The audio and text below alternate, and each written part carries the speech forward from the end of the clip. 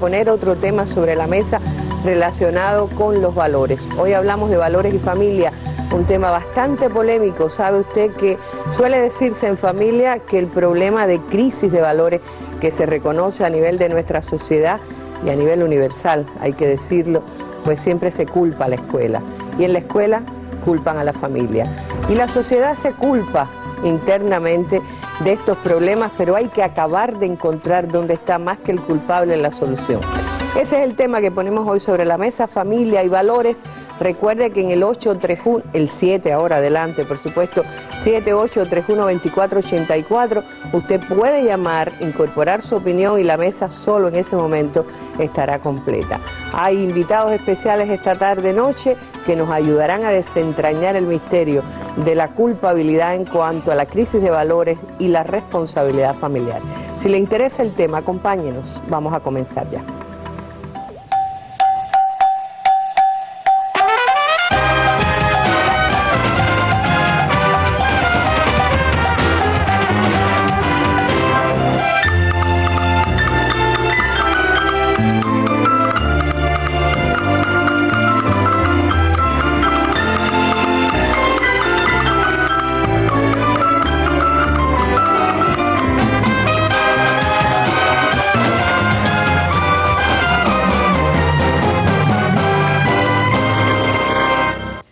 Se habla tanto del tema que a veces uno tiene la impresión de que ya lo abordó.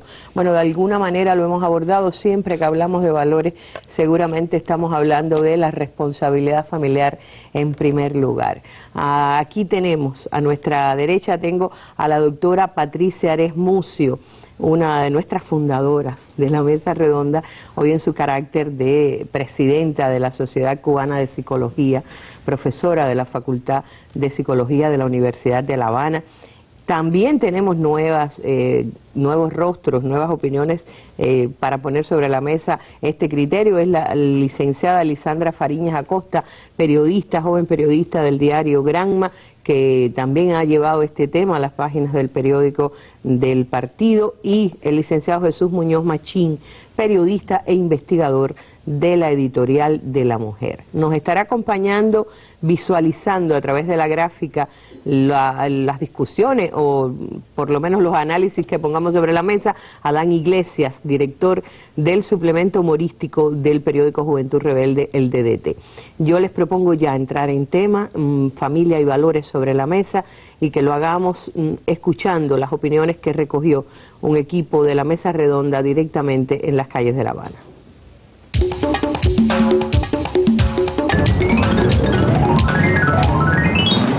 Para mí la familia es lo principal. Como la familia, bueno, es la exclusividad para mí. Mi padre, mi hija, mis hermanos, mi hermano, mis tíos, todo eso. Y parte de muchas personas que se la siento como si fueran mi familia. Toda la vida tiene que seguir siendo la célula fundamental de la sociedad, porque en la familia es donde empezamos a incentivar los valores y las cualidades que debemos tener las personas. Porque mi hija cuando era chiquitica me decía que estaba en la primaria, salía de la escuela e iba a comprar un caramelito que vendían en la escuela y yo no la dejaba. La cogí un día por la oreja y le dije, te he dicho que de la escuela para la casa. En la casa me pides permiso para ir a comprar el caramelito y cosas así. Tengo un muchachito de 12 que es muy bueno, muy noble, pero que hay que hablar mucho con él. Pues, es algo desobediente, entonces hay que estar mucho arriba de él constantemente.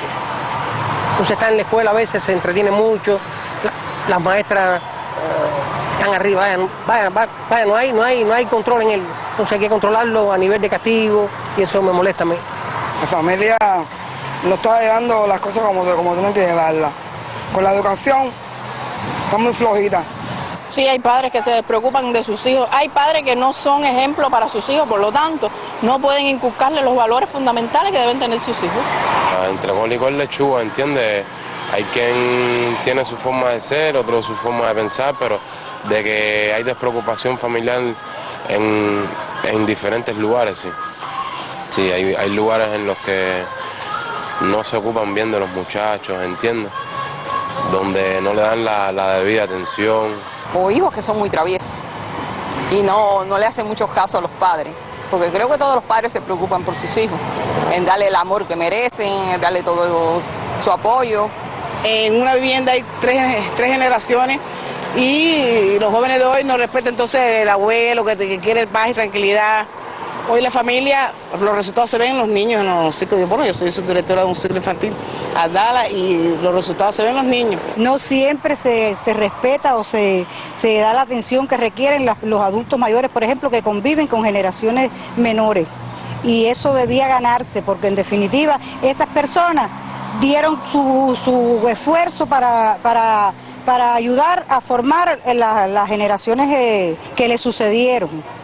Bueno, los divorcios, imagínate tú, eso está inevitable. Lo mismo falla la mujer que falla el hombre. Eso nadie lo puede controlar. Miren, nosotros todas somos familia, mire que bien nos llevamos, somos primas todas y andamos juntas siempre, pero hay familia y familia. Pero bueno, el valor de la familia para lo menos. Que eso está, que es difícil encontrar ya familias que se lleven bien. Mis abuelos que muy difícil. Así.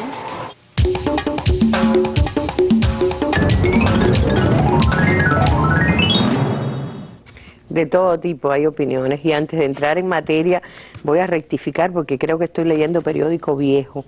Yo misma presentando a Patricia decía presidenta de la Sociedad de Psicología y me hizo así, ya no es la presidenta. Lo fue mucho tiempo, pero sí el tema de familia sigue siendo quien rectorea ese tema en la Sociedad de Psicología y en la facultad. Por lo tanto sigue siendo una autoridad para digamos que para empezar a hablar en este tema.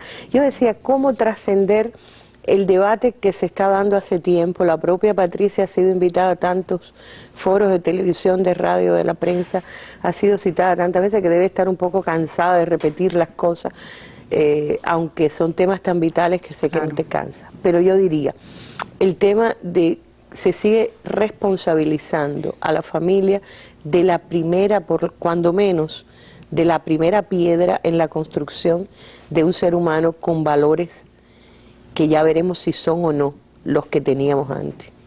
¿Cuál es el papel real, el peso real de la familia, o por lo menos la responsabilidad en la crisis que se vive ahora, si se puede hablar de crisis, no solo en cuanto mal, sino cambio? Bueno, es inevitable que la familia juegue un papel primordial. Como muy bien decía muchos de los televidentes, la familia es la célula básica porque evidentemente es la primera ventana por donde los niños se asoman al mundo.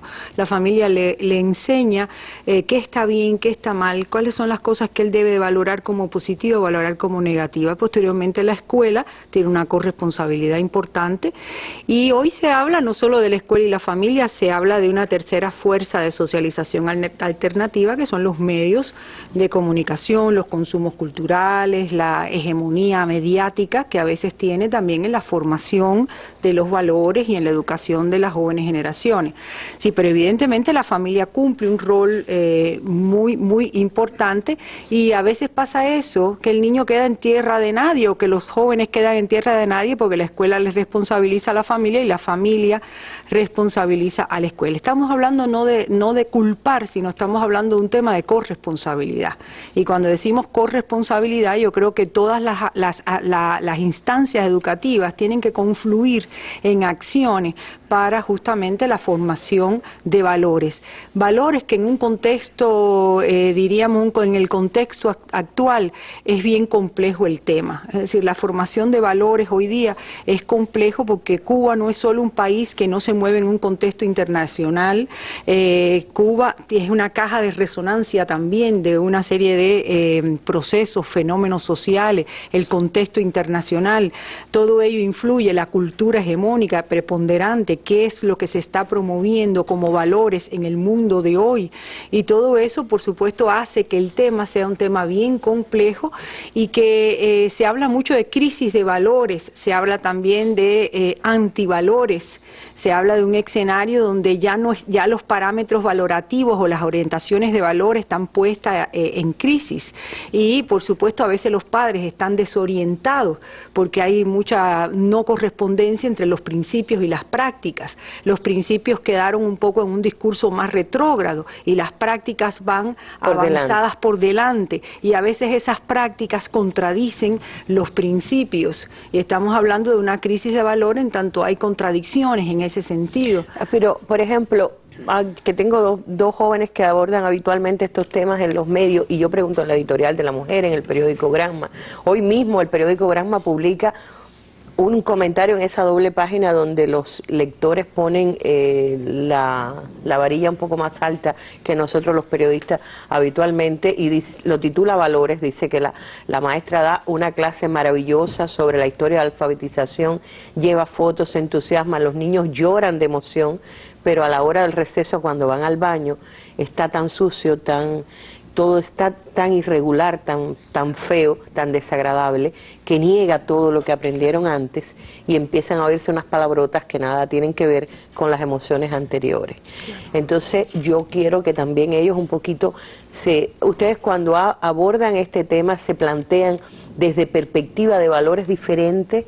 Antes uno decía, se ve que es un muchacho de una buena familia porque tenía un comportamiento adecuado, no se lo achacaban nunca a la escuela. Yo quisiera que ustedes dijeran si hoy se ve diferente, como quiera que sea. Patricia y yo somos de una generación completamente un poco distante, que pueden ser los padres de ustedes, ¿no?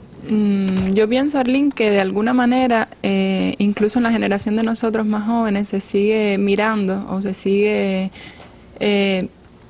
reproduciendo mucho de ese modelo que heredamos, y de alguna manera sí seguimos viendo, pensando en alguna medida a partir de estas lógicas, ¿no? Es bueno, es malo, viene de una familia funcional, disfuncional, y me parece que asistiendo al escenario actual, donde, como bien decías al principio, ya no podemos hablar de una familia cubana. Es decir, creo que nunca pudimos hablar de una familia cubana, más bien era la mirada de la investigación hacia el fenómeno la que cambió fue la investigación. Cambia la mirada de la investigación al fenómeno.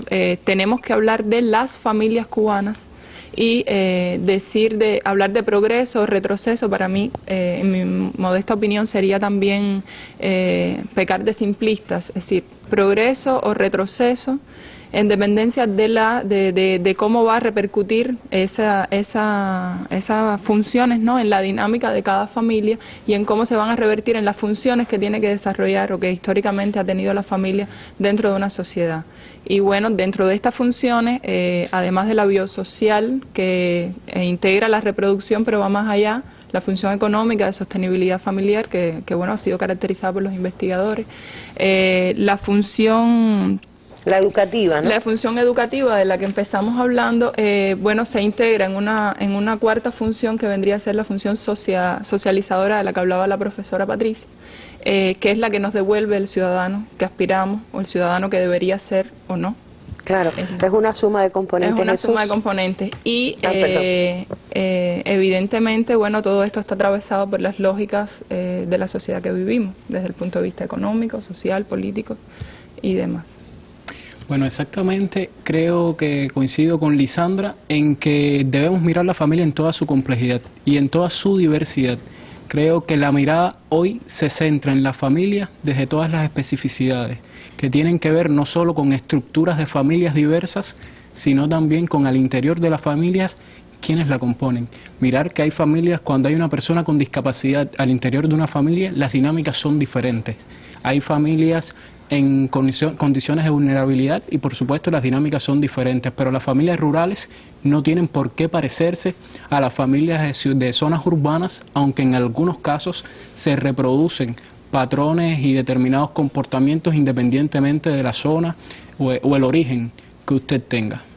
Claro, no, pero yo trataba también de ver si ha cambiado la percepción en cuanto a cambia generaciones. Por ejemplo, voy a decirlo, es decir, en mi época, cuando yo era una niña o una adolescente, estaba muy mal que anduviera en mi grupo con muchachitas que tenían comportamiento de varones. No se ve bien, y la homosexualidad era casi castigada como un asunto que te denigraba moralmente. Eso cambió para la generación de ustedes, evidentemente se ha logrado, es un paso adelante, no hacia atrás. Para algunos se considera incluso un paso, es parte de la discusión, ¿sí o no? Exactamente, creo que hay anécdotas que atestiguan, opiniones de jóvenes que atestiguan que exactamente esa es una de las ganancias que ellos ven en el proceso de nuevos valores, de jóvenes, de nuevas generaciones que aceptan más, que son más inclusivas, que son quizás más espontáneos y más naturales en el trato diario, en el día a día. Otras generaciones quizás ven esos mismos avances como retrocesos, pero es parte de la vida.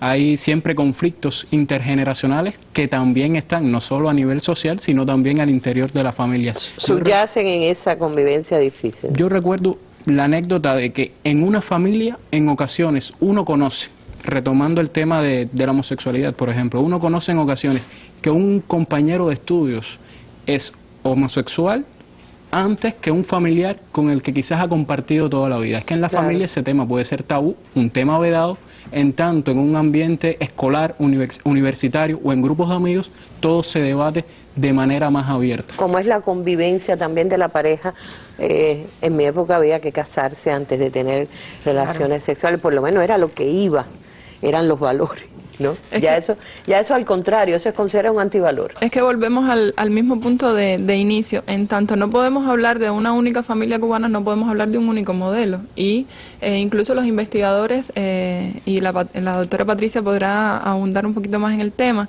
hablan de que estamos en una etapa de transición, de un modelo hegemónico, patriarcal, a un nuevo modelo. Estamos asistiendo a un escenario donde se reconfiguran también las relaciones familiares, y entonces vemos uniones consensuadas, que antes era quizás impensable, vemos uniones de techo abierto, donde no se comparte. Vamos a tener que explicar techo abierto, por lo menos a mí hubo que explicármelo hoy, qué cosa es un techo abierto. Son dos techos más bien, ¿no? Exacto, es como que el término de familia cede al concepto cohabitacional, es decir, ya no tiene que ver la familia con el lugar donde se vive, propiamente el techo, es decir, el hogar, y sí más con las relaciones y dinámicas que se establecen entre los miembros de esa familia. Y bueno, así muchísimos otros temas que siguen siendo tabú al interior del seno familiar, pero evidentemente sí se ponen sobre la mesa del propio seno familiar y bueno, marcan un cambio de generación, ¿no? Bueno, vamos un momentico a una pausa y volvemos porque hay que hablar de conceptos. ¿Cuánto han cambiado los conceptos? Eso mismo de que no se puede hablar de una familia cubana, eso lo habíamos adelantado ya en una mesa anterior con la propia Patricia. Se habla de familias, de la diversidad que hay en torno a eso, esos modos de convivencia. Se habla incluso de familias que una parte está en el exterior y otra aquí y siguen funcionando como familia, no sé cómo se les llama esa. Hogar local. Local, es decir, global y local. Bueno, en fin, que hay infinidad, podremos estar hablando, y cuánto pesan o influyen también en la valoración que se hace y que terminan en reproducir un ser humano más o menos adaptado a la sociedad que corre en su momento.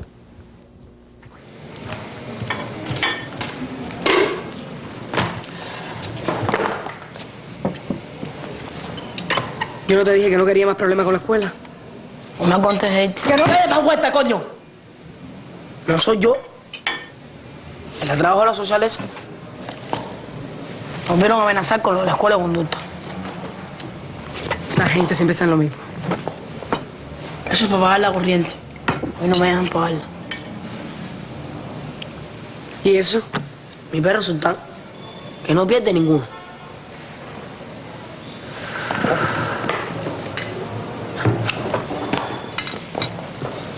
¿No vas a comer nada? Me quitaste las ganas. Recuerda que el dinero es para pagar la corriente.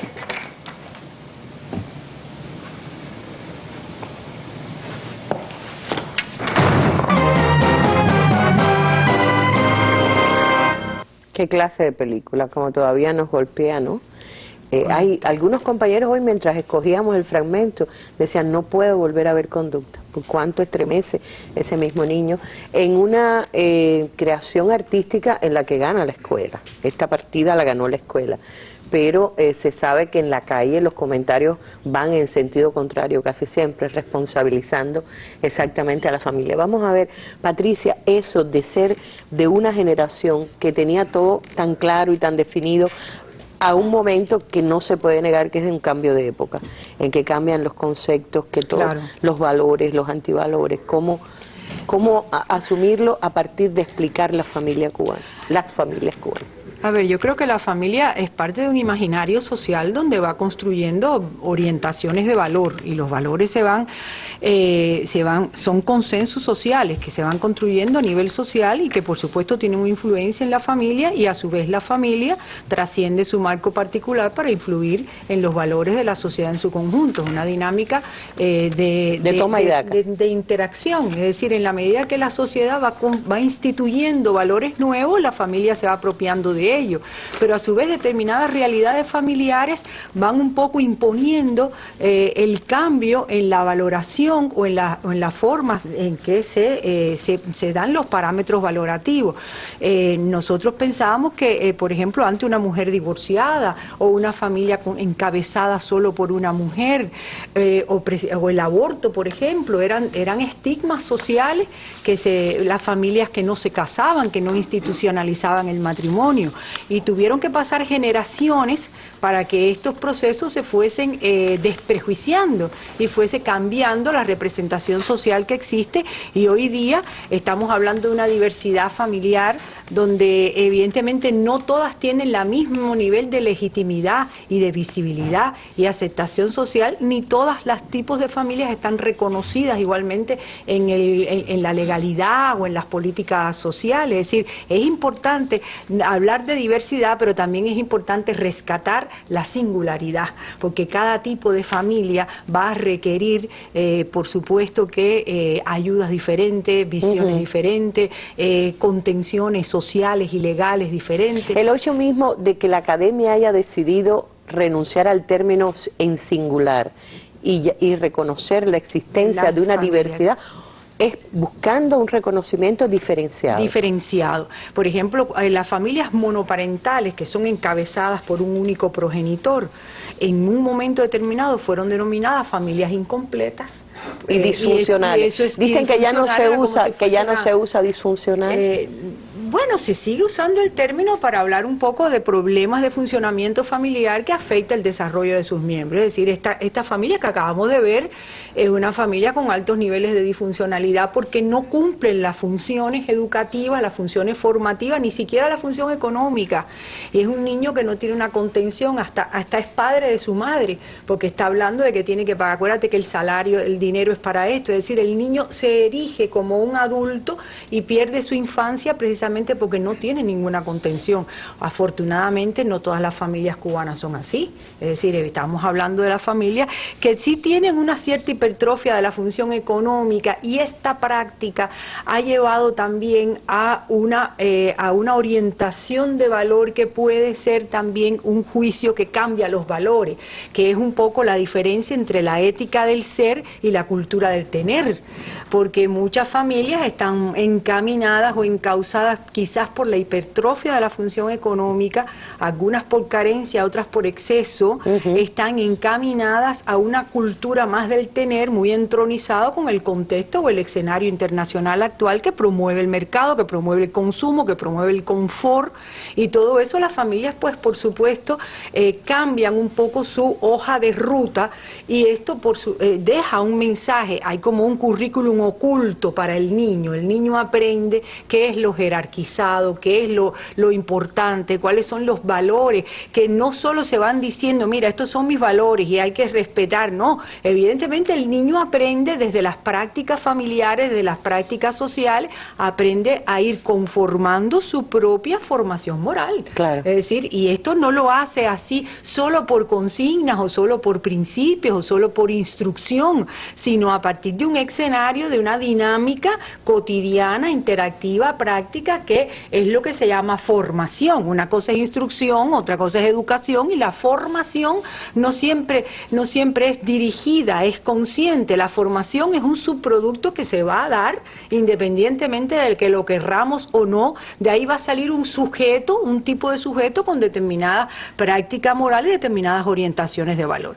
Y esas orientaciones de valor pues se van forjando en la familia, en la escuela, y a veces la familia no está preparada preparada, ni la escuela está preparada para la complejidad de los debates que se necesitan en la formación de valor en el mundo contemporáneo de hoy. Fueron sorprendidos también. Vamos a quizás acorralar un poquito para ilustrar a nuestra teleaudiencia, sobre todo aquellos que tienen una responsabilidad en una familia.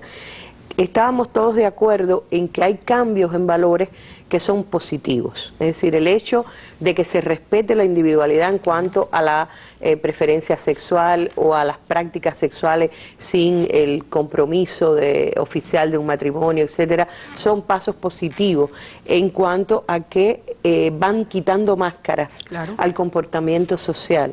Pero sigue habiendo una contradicción, ustedes me decían, hoy cuando conversábamos, no deja de haber contradicción entre lo público y lo privado, comportamientos al interior del hogar que no se corresponden con comportamientos en lo social y que ese niño se va permeando de eso, hasta qué punto eso es negativo o positivo. Sí, primero rapidito, antes de entrar en este otro tema, yo quería agregar a lo que decía la doctora Patricia, que unido a esta hiperbolización de la función económica en detrimento de todo el resto de las funciones de la familia, sobre todo la educativa, que es la que estábamos hablando, la familia está siendo golpeada también por otro debate que se erige y que tiene que ver con lo que decías al principio de los medios de comunicación y las nuevas tecnologías, y un poco se queda el cuidado del niño, podemos decirlo de esa manera, la espontaneidad, lejos de la supervisión. Y entonces estamos viendo jóvenes, adolescentes, niños también, consumiendo productos que muchas veces están cargados de significados que no son los valores justamente que queremos formar en... Pero incluso aunque vieran, perdóname, el mejor de los programas posibles, el hecho de que muchos padres dejan al hijo al cuidado de la computadora. Exacto, es que se necesita de un diálogo con la tecnología, un diálogo supervisado donde la familia se imbrique y al mismo tiempo pasar de esa educación correctiva, tradicional, de imposición, a un diálogo dentro del seno familiar, que no quede exento, por supuesto, de contradicciones donde salgan a relucir temas que han estado clasificados como tabú durante mucho tiempo. Y al mismo tiempo la familia es golpeada por las exigencias laborales, y hay quizás exigencias laborales que se traducen en falta de tiempo para dedicar al cuidado de los menores, en este caso, como ser que queremos formar, pero también, y ahí entra otro desafío, por eso es que el tema es tan complejo, al cuidado de los adultos mayores. Es decir, la sociedad cubana empieza a plantear esos escenarios. El envejecimiento, ¿quién cuida a el que envejeció, al que necesita cuidado todo el tiempo? Ustedes como editorial de La Mujer están siguiendo este tema, ¿no, Jesús? Sí, exactamente. A ver, es un tema que requiere muchísima atención. Hay una feminización de los cuidados en Cuba. O sea, las mujeres y mujeres de todas las generaciones asumen habitualmente el tema de los cuidados, y con ello además están teniendo otra carga más a las que ya tienen habitualmente con todas las tareas domésticas, con el trabajo productivo. Creo que este también es un cambio de pensamiento que hace falta, que necesitamos en la sociedad actual.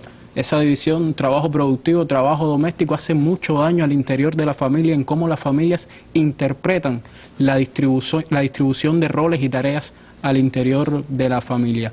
Con el tema de los cuidados, lo más interesante es que Cuba es un país envejecido y ya se ha planteado que no es reversible, con lo cual hay que hablar de establecer nexos entre jóvenes y adultos mayores para lograr comunicación, para lograr, digamos, dinámicas solidarias entre unos y otros. Claro, esto es tremendo, pero además cuando ahora progresan tanto los negocios particulares, se instalan en el hogar empieza a convivir el negocio y la familia a costa de, sin duda, algunas heridas, ¿no? A costa de tiempo, a costa de sacrificar muchas veces la familia. De niños que empiezan a trabajar. Y de niños que empiezan a trabajar y a veces diríamos de una familia que es más unidad de producción que un grupo humano de diálogo, de intercambio y de afecto. Por ahí se laceran un poco los vínculos familiares, en algunos casos, en otros no. Es decir, hemos visto empresas familiares que funcionan y que logran un equilibrio y que preservan los derechos de los miembros y que de alguna manera resguardan un espacio para la familia. Pero hay que decir, ojo, Pero ojo, hay que alerta. decir, ojo, alerta. Sí, porque este es de los temas como por ejemplo el racismo o la homofobia u otros tipos de prácticas discriminatorias que la gente puede, es decir, socialmente o a nivel del Estado son condenadas, prohibidas, pero la gente la puede practicar, y si se estimula que el niño, está prohibido en Cuba que los niños trabajen, pero se le empiezan a dar tareas y responsabilidades dentro de un negocio, ojo, que ya empieza a arriesgarse esto. Voy a leer algunos correos. Aquí me escribe Rebeca Hernández, que por cierto me hizo 2 correos cuando menos, y en uno habla de su origen familiar y es muy interesante, pero ella dice: la situación actual demanda mayor atención a la actividad de ser padre, madre, hermano y otro parentesco desde la arista laboral. Es decir, las entidades forman a sus trabajadores para su desempeño profesional. Deberían también insertar contenidos sobre educación familiar y de ese modo contribuir de forma indirecta a la formación integral de ellos. No solo ocuparse de evaluarlos por su actuación dentro de su entidad laboral, que yo sepa hasta ahora el partido es el único que hace eso, ¿no? Su imagen social y familiar debe ser también importante. Con eso disminuirían algunas demandas judiciales que reciben centros laborales por abandono de la responsabilidad de manutención de algunos padres. Hay muy buenos ejemplos de familias que educan adecuadamente a sus hijos, sobre las que se pudieran hacer documentales para mostrarlos en todo el país. Este tema, por su importancia, requiere seguir abordándolo desde diferentes ángulos. Antonio Martínez dice: análisis siempre necesario. Es cuestionable que la solidez y estabilidad de todo proyecto social incuestionable, descansa en la firmeza de sus cimientos, y estos están a su vez consolidados por la familia. Así, cuando tienen lugar procesos que irrumpen de una u otra forma en las habituales formas de organización de la familia y la sociedad, estos dejan una fuerte impronta. Desde hace más de 2 décadas venimos sufriendo presiones diversas que nos imponen demandas organizativas y estrategias de vida diferente. Bueno, son algunos de los temas que están abordando, varios comentarios que hemos recibido. Sin duda todo el mundo está pendiente e interesado. Hacemos otra pausa y enseguida volvemos.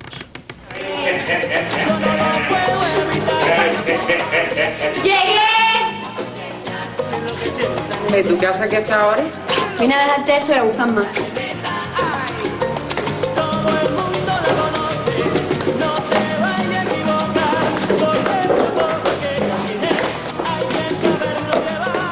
¿Qué bar?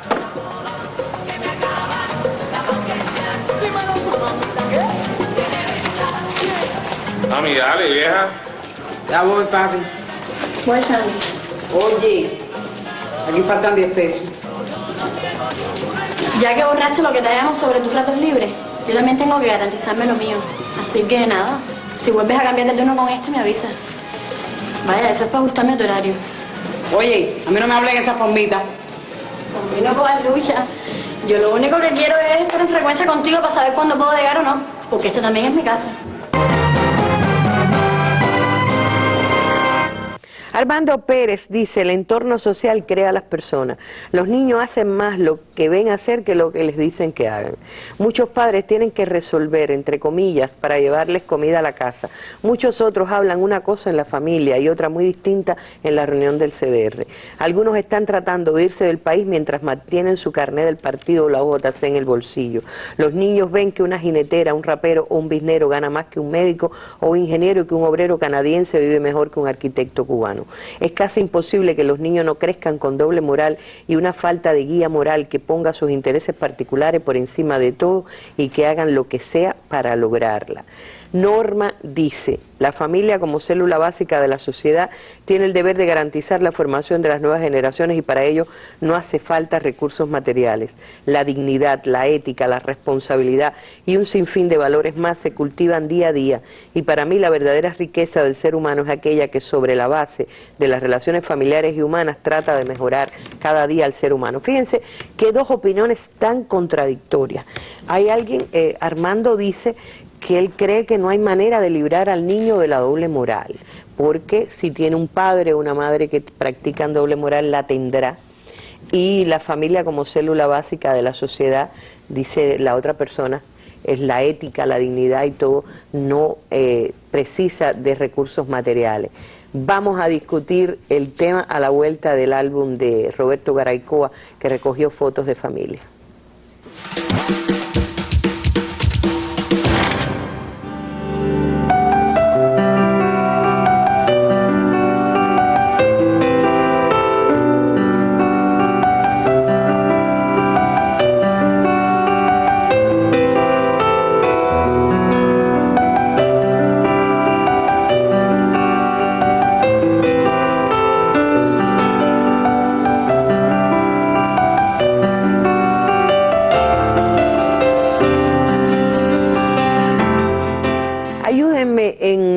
análisis de estos correos y de la visión del vaso vacío, del vaso medio lleno, del vaso. Tú querías insistir en el tema de la economía y la época actual. Bueno, antes de insistir en el tema de los nuevos escenarios económicos, quisiera decir que por suerte en la vida nada es cuestión de causa y efecto, ¿sí? O sea, no todo es cuestión de causa y efecto, y no porque un niño o una niña aprecie determinadas conductas en sus padres o en sus familiares, tiene que necesariamente reproducirlo, aunque lo ideal sería que, por supuesto, el ejemplo siempre vaya por lo positivo, por el buen camino.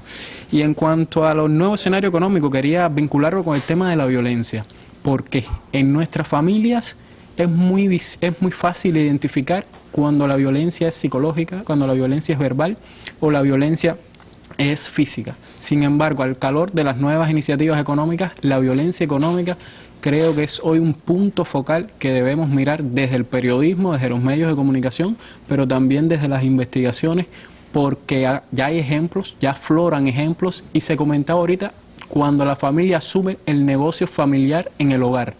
Allí también se puede hiperbolizar el tema de la violencia económica, que por supuesto ¿A qué le llamas tú violencia económica? Cuando hay una coacción económica que viene por una exigencia, hay un ejemplo clásico, ¿no?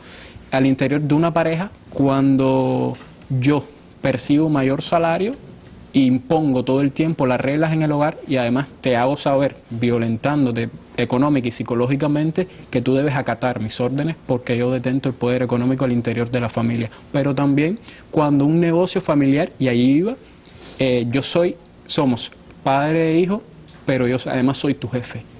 Y como jefe ejerzo violencia sobre ti, pero además como padre también tengo un determinado nivel de autoritarismo, y ahí se vinculan dos tipos del modelo tradicional al interior de la familia de autoridad más fuerte, más férreo, no dialógico, no dialogante, con además el tema de la violencia Yo he económica. conocido amistades maravillosas de largos años que entraron en un negocio juntos y han terminado odiándose, pidiéndose la cabeza. El dinero casi siempre suele enrarecer todos los ambientes. Sí, Arlene, en ese sentido sería prudente, ¿no? También levantar un ojo, una alerta, cuando hablamos de estrategias familiares de afrontamiento a las crisis. Es decir, los negocios familiares, los nuevos escenarios económicos que se plantean no son más que las estrategias que las familias asumen para enfrentar las crisis. Entiéndase como crisis el cambio, es decir, o la situación que tienen que resolver para sobrevivir y demás, ¿no? Es decir, no necesariamente tiene que ser una crisis, pero se le llama así. Entonces, es prudente alertar que en este afrontamiento, qué estrategias lícitas, no lícitas, se van a utilizar, porque ahí sí podemos reproducir modelos, y es lo que le estamos enseñando a los otros miembros de la familia, y es un debate que también toma calor, bueno, de acuerdo con los nuevos escenarios que vivimos. Yo te decía, no puede desprenderse el análisis de la familia de la situación económica que caracteriza. Cuba es un país sui generis, donde tenemos indicadores de primer mundo, pero somos un país subdesarrollado, con indicadores de países subdesarrollados, donde nuestra economía es subdesarrollada. Y, por supuesto, eso influye directamente en las dinámicas de la familia como célula base de la sociedad. En Cuba, hoy los investigadores están hablando de que es una persona tiene que trabajar, ¿no?, para sustentar como promedio 4 o 5 personas, cifras que se van a multiplicar o a duplicar en los próximos años de cara a la dinámica demográfica que vivimos, donde hay una disminución de las fuerzas productivas, y eso se traduce en sobrecarga para la persona que sustenta a la familia. Y bueno, a partir de ahí, bueno, se genera todas estas, o se pueden generar todas estas dinámicas. Yo te quería, quería rescatar un poco el tema de lo de la doble moral y que ya los niños no pueden evadirse de una realidad, o los jóvenes o a los adolescentes, donde hay un escenario proclive a la doble moral. Y yo pienso que esto pone o desafía a la familia en los métodos tradicionales que se han utilizado para educar un niño o para socializar un niño, que a veces la familia tiene esquemas que ya no se corresponden con las demandas o con las nuevas competencias o las nuevas habilidades que requiere el escenario actual. Porque evidentemente la familia antes tenía la cultura del respeto, como lo que decía el padre y la madre, la autoridad. La ley, la autoridad, y bastaba que el padre lo dijera porque lo digo yo y basta. Y estos a veces se trasladan estos antiguos o arcaicos métodos a la realidad actual, y un niño que ya no solo aprende a través de sus padres, sino tiene una cantidad, hay un ultraliberalismo de la información donde él accede a todo tipo de información, violencia, pornografía, de todo lo que pueda a veces acceder un menor o un adolescente. Por supuesto, ya estos hijos están exigiendo padres nuevos para hijos nuevos, y esos padres nuevos y esas familias nuevas exigiría de una cultura diferente en cuanto a los modos en que se aprende a hacer las valoraciones en la vida. Y esto que ellos plantean y que han rescatado mucho, el tema del diálogo, el tema del debate, el tema a veces de las preguntas. A veces los padres se supone que son los que tienen que tener respuestas y preguntar, bueno, ¿y por qué? ¿Y por qué es importante para ti hacerte un tatuaje? ¿Y por qué es importante ponerte? Es decir, preguntar para fomentar el diálogo es un camino importantísimo, porque hoy día hay más valores en contradicción que valores que se puedan de alguna manera rescatar de una manera lineal. Es decir, entre lo que es necesario y lo que es superfluo, entre lo que es paz y lo que es violencia, entre lo que es inclusión y lo que es exclusión, en lo que es necesario y lo que realmente no es necesario. Es decir, hay una cantidad de escenarios complejos que cualquier situación es buena para debatir. Los libros de psicología han envejecido.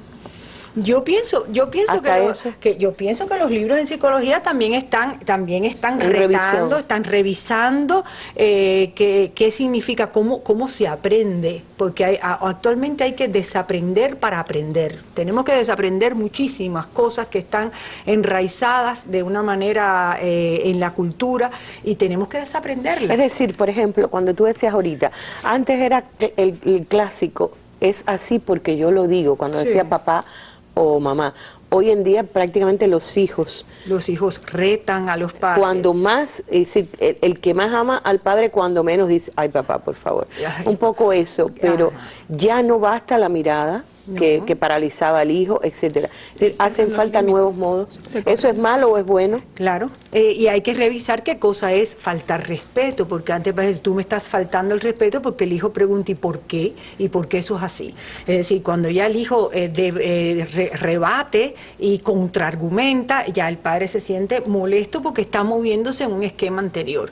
Y yo creo que los padres necesitan nuevas competencias. A los hijos antes se les exoneraba de los debates económicos en la familia, no se les hablaba del presupuesto familiar, no se les hablaba de esto, y sin embargo yo creo que hoy día hace falta una cierta alfabetización económica en la familia. Y que cada uno sepa cuánto cuesta cada cosa. Cuánto cuesta, cuál es el valor de las cosas, por qué estamos ahorrando para esto, cuál es el proyecto familiar, hacia dónde se dirigen. Incluso consultarlos. Incluso consultarlos con los hijos y aprender a los hijos, porque siempre vemos una familia protectora, dadora.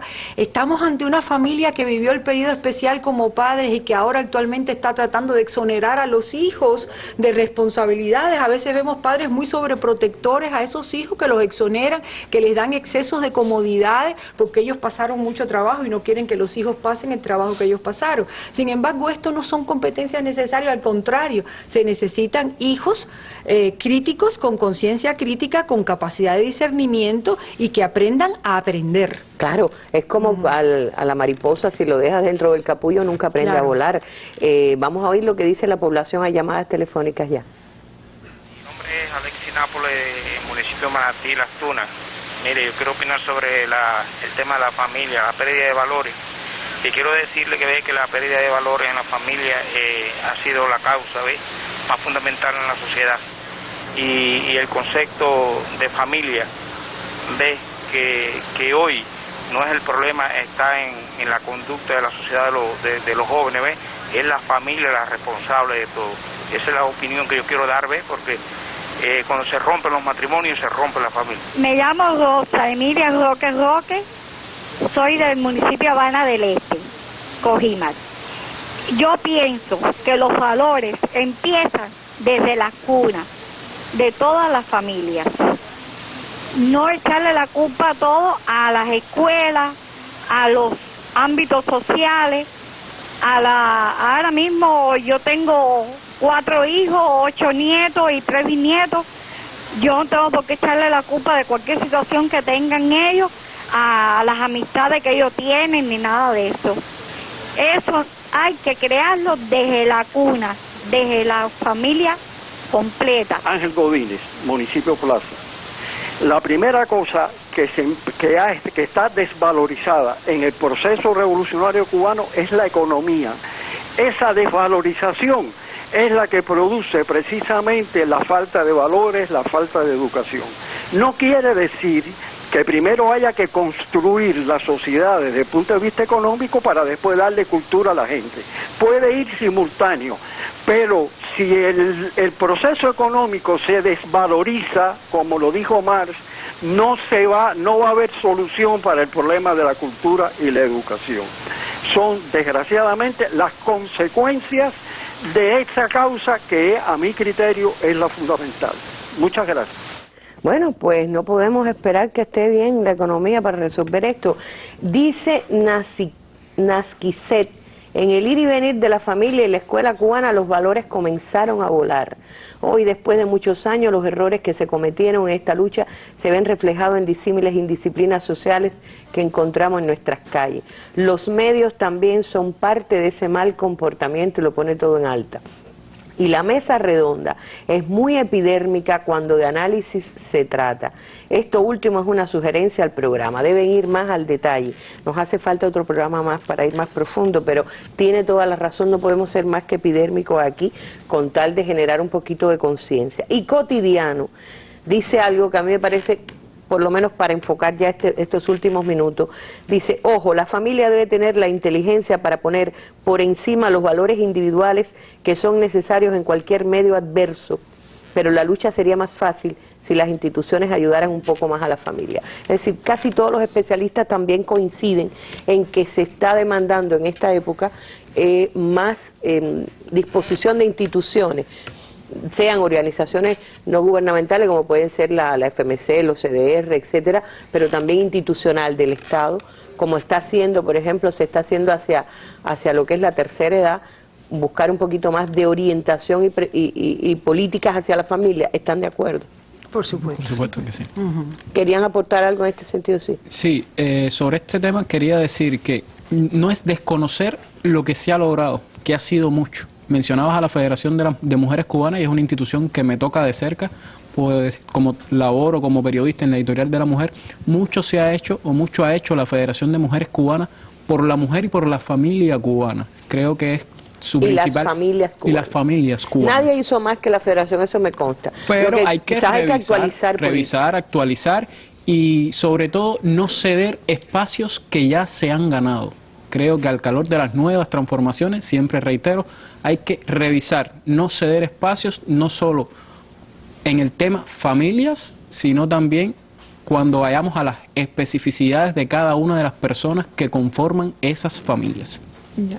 Sí, agregar ahí que, bueno, Cuba tiene el privilegio de contar con innumerables políticas que tributan de alguna manera al bienestar de las familias y eso se refleja en la salud, en la educación, en la tranquilidad ciudadana y en un montón de cosas más. Pero lo que sí coincide la mayoría de los especialistas es en que es necesario focalizar, es necesario revisar las estructuras de apoyo que puedan facilitar, actualizar, actualizar y facilitarle la vida cotidiana a las familias cubanas en vistas de, volviendo a lo que mencionábamos ahorita, ganar en tiempo, que permita a ese integrante de la familia, ya sea mujer, ya sea hombre, aportar a su trabajo socialmente útil, hablando, y al mismo tiempo no descuidar a los menores y no descuidar a los ancianos, que en este caso son los que demandan la mayoría de los cuidados. Y de eso es de lo que se trata, de crear, facilitar políticas que creen estructuras de apoyo y nos permitan vivir al ritmo que se vive hoy.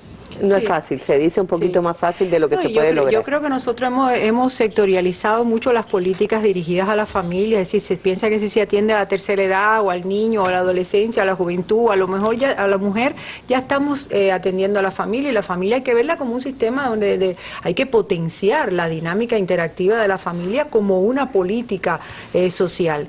Y por otra parte teníamos políticas muy universales que favorecían a la gran mayoría de la familia, pero al generarse la situación económica, de la desigualdad social, de situaciones de inequidad social, de heterogeneidad social, ya estamos abocados a políticas diferenciadas de familia, donde se necesita entonces atender determinadas situaciones de familia que puedan de alguna manera apoyar a la familia para justamente que la familia cumpla su función principal, que es la función formadora y la función educativa. Esa es la función principal asignada en el Código de Familia a la familia cubana. Claro. Y por supuesto la familia no está cumpliendo a cabalidad esa función también porque no ha podido desempeñar en función de lo sistémico, propiamente del entorno económico, de la realidad social, y de que se necesita por urgencia revisar las políticas sociales que nosotros hemos desarrollado a la familia, que en un momento determinado favorecieron y tuvieron un impacto positivo a la mayoría de las familias, pero hoy hay que revisar qué estamos considerando como política social. A la luz de los nuevos tiempos que se viven, que son un cambio de época, como se ha dicho, y teniendo en cuenta también que cambian valores, que algunos se actualizan, que aparecen tecnologías que pueden distraer a la familia y al propio tiempo ser factor de separación. A mí me encantó eso que decía ella, porque es el tema de que no dejes al niño solo con la computadora, aprende junto con él y te sirve para el diálogo, dile enséñame, y ahí se va produciendo esa comunicación que estuvo rota, porque a veces el padre y la madre están en un lugar y el hijo en otro, como si lo estuviera cuidando. Yo me quedo con algo que decía la especialista Isabel Louro, que decía: confieso que soy optimista ante los desafíos por la capacidad de las familias cubanas y su creatividad para enfrentar situaciones difíciles, por el fortalecimiento del valor refugio de la familia durante los años más duros. Es verdad, si alguna familia en el mundo o algunas familias tienen probada su capacidad de creatividad y resistencia, esas son las familias cubanas. Alguien me decía cuando venía para el programa: seguro vas a hablar de la familia emblema de la historia de Cuba, los Maceo. Tenemos por ahí hacia julio el bicentenario de aquella que llaman la madre de la patria. Todavía no ha ganado ese título, pero hablaremos, ya lo sé y estoy clara de eso, hablaremos de los Maceo. Hoy yo quiero que terminemos en nuestro segmento de valores sobre la mesa con una familia emblemática de la cultura cubana, la familia Vitier. Habla José María Vitier, y cuando uno siente orgullo de que es una familia que representa a Cuba con distinción y elegancia en cualquier parte, tiene que escuchar la opinión que él da respecto a lo que heredó y a lo que piensa dejar en herencia a sus seres queridos. No es exactamente dinero, son valores extraordinarios. Con esto nos despedimos, les agradezco muchísimo a mis invitados de hoy y los invito a ustedes a un nuevo encuentro para poner cualquier tema de interés de la población cubana sobre la mesa. Hasta un nuevo encuentro. Hay como tres cosas a las cuales se le puede llamar familia, ¿no? La familia de la que uno procede, que también es como una especie de familia invisible, porque uno desciende de muchas personas que lo conocen. En mi caso, por ejemplo, yo hace poco descubrí que mi bisabuelo materno era pianista y le enseñó a tocar a mi abuela, Josefina, gracias a la cual, a ella sí la conocí, gracias a la cual yo soy pianista hoy en día. Y la música fue importante en mi vida. Después está la familia directa que uno sí conoce, en la cual uno crece. El mundo de los padres, en primer lugar, de los hermanos, de los primos, de los tíos. Que en mi caso fue realmente no es por nada, pero fue un privilegio haber nacido y haber compartido todo mi crecimiento como persona en un seno familiar tan fértil, digamos, para la cultura, tan abierto, tan concentrado también de cultura y de valores. Porque una de las cosas más importantes de la familia es lo que significa en tanto preservación y continuación de valores. Y luego está la familia que uno crea, los hijos, los nietos, ante los cuales uno tiene que representar esos valores que heredó. Porque algún día uno también será la familia invisible de otros descendientes, de los cuales uno será solamente un recuerdo. Y yo creo que la vida muy bien puede consistir en tratar de que ese recuerdo sea lo mejor, lo más positivo y lo más edificante para esa familia, que también es familia, que uno no va a conocer nunca.